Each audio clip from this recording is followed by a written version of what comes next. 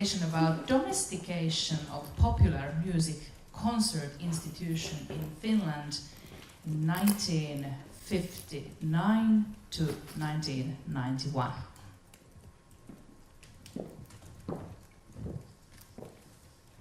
I have the presentation mode so I can read the notes.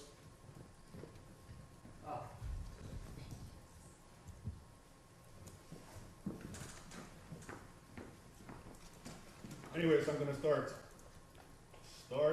Does this work? Yeah. That's the name of my presentation here. You can see it pretty soon, and I will explain it a little bit. My name is Mikael Huhtamäki. I'm a first-year multi student. So in many ways, I'm sort of just starting my academic research. In today's context, I would sort of define myself to be a concert historian. So this topic, which is the sort of PhD research plan topic that I have here, relates to music history, cultural history, sociology, even arts management.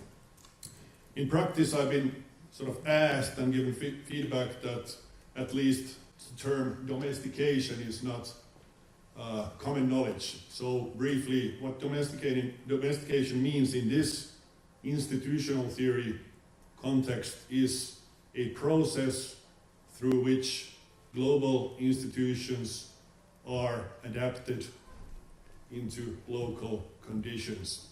In other sort of disciplines, we could use the term perhaps localization. In institutional theory, we call it domestication.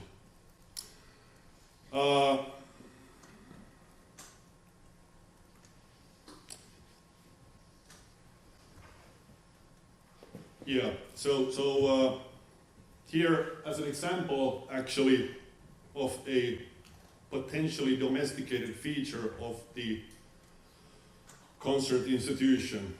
No, I need to define it a little bit more. I'm talking here in the topic, I mentioned that I'm studying popular music concert institution. That is actually too broad.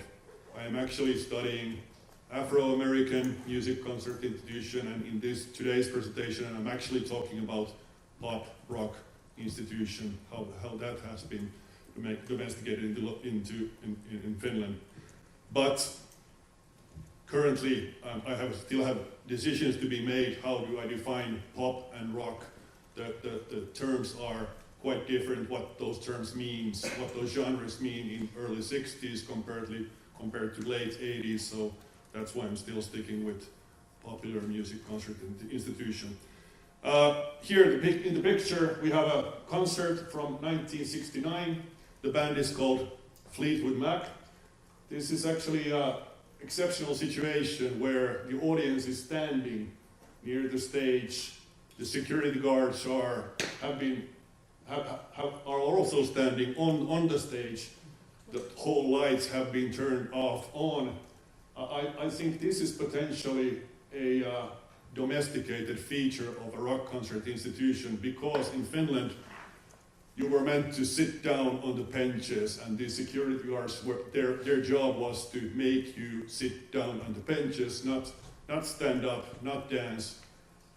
So this is an exception to the norm, the venue's regulations, which I think potentially define the what rock concert institution meant in Finland.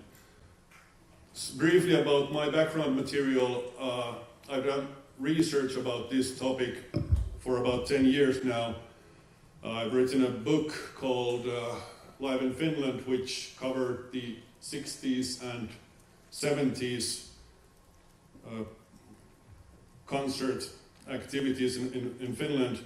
And here are some examples what I'm talking about when I'm talking about pop rock concerts in Finland. Currently I'm writing a book about the 80s concerts as well. So I'm focusing, as my sort of research material, I'm focusing on international pop and rock concerts in Finland. mostly European and American artists. Some examples here some of you may know of: Queen, Jimi Hendrix, Led Zeppelin. These sort of bands have visited, played in Finland, and many more. But how many more? About 3,000 concerts, visits have taken place during my sort of research period, starting from just a few in 1959, ending up to whatever 200 in early 90s. This is my own research data that I've collected over the past decade or so. Some interesting peaks and dips already there in that graph. Just to give you I think, amusing example here in the 60s, from 64 to 66, the first peak there. This is when the British invasion took place in the US. Some of you may know that concept. The British invasion was implemented by Vikings in Finland. So these are Scandinavian bands, Scandinavian beat bands. Their concerts increased and peaked tremendously during that time period. Artists like Jan Rohde, Jerry Williams, guys like that. They did play British music, but they were Swedish and Danish.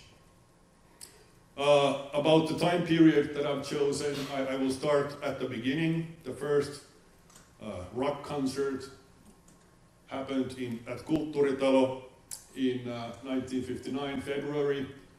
There's the guy, Little Gerhard, again, a Swedish rock and roller.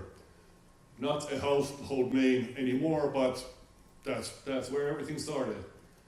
What we know better, Paul Anka playing at Linnanmäki in August '59, but that was a bit later. So I've sort of identified through venues where these concerts happened, certain concert eras, where I'm focusing on the concert hall era. This means venues like Kulttuuritalo, Finlandia-talo, and also rock club era starting in '69 and '70. The first venues there were Natsa and Tavastia. The end point in my research is likely to be in 1991, when both Kulttuuritalo and Tavastia filed for bankruptcy, coincidentally. A little bit about the theoretic framework, looking at the perspective of the venues first. Institution, again, sort of in layman's term, institution means a little bit different thing than it means in the context of institutional theory.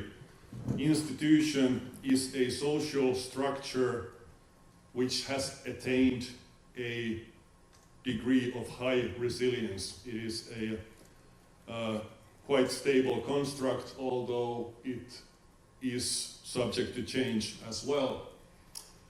On the other end of the spectrum here, sort of the structure agency framework, we have the actors, the actual people who enable change, make change happen. In terms of venue, I'm quite interested in the rules and norms which the venue implements when it acts as the place where the concerts happen. So, for example, Eino Halme, a relatively random manager at Kulttuuritalo in its early days, was of course behind these and other managers who decided how concerts should happen at Kulttuuritalo. Institutional field, I mentioned in the previous slide as well. Here is I claim the institutional field of concert venues in Helsinki in 60s and 70s. There are a bunch of venues where these concerts took place. These include clubs and actually festival grounds and concert halls. I will be focusing on Tavastia and Kulttuuritalo, which have been perhaps I would say most significant, but at least most long-lasting organizations in this field. Another point of view would be the promoters as the change agents, the domesticators. These are the guys who actually brought these bands to Finland to perform concerts and made these concerts happen in that way. Very briefly, there are a bunch of people who were active in these, have been active as promoters. I will be focusing on Tapio Korjus, more of an indie guy, sort of indie concert promoter, and Antti, who brought all the major international names during the 60s, 70s, and early 90s as well. And here's, as a closing picture, again, house rule, Motorhead playing at Helsinki Ice Hall in 1981. People were supposed to be seated, people didn't want to be seated, they stood up, the whole lights were put on as well. Lemmy Kilmister there complaining in the microphone, what the hell are these house lights doing on? This is at least an interesting feature, if not the main topic in my research. Thanks.